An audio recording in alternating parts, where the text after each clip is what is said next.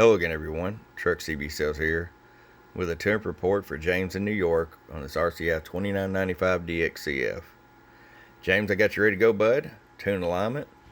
This was done a little differently, though. Typically you watch some of my videos, and depending on what options, 150, 175, 180 PEP out of these. James is running a 307 built 4-peel. 307's out west. Been building for a little while now. Has some good mentors. Does some clean work, and he wanted this radio set up for it. So I teamed up with 307, and I said, Jim, what exactly do you want the carrier level set for this 4-peel?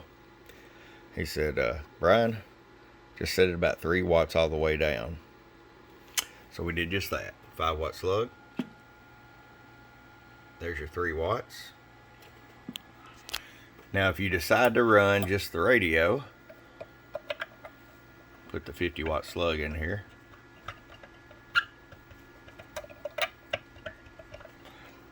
Turn the RF power all the way up. Now, keep in mind, this is only if you're going to run just the radio. 50-watt slug. Now you've got right at a 30-watt carrier, okay?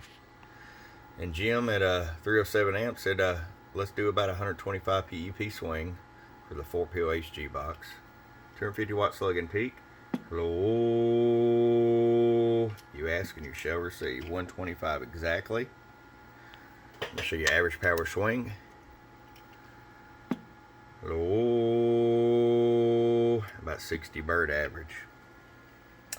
Alright, James, I think this is going to fit the bill perfectly. And as I said before on the phone, if you have 307 build you an 8-peel or something later on, or you go to a Z box, set it back down, we can set this thing back up, get around the 175 range. Enjoy it, my friend, from your friend Truck at www.truckscbsales.com. Bump bump.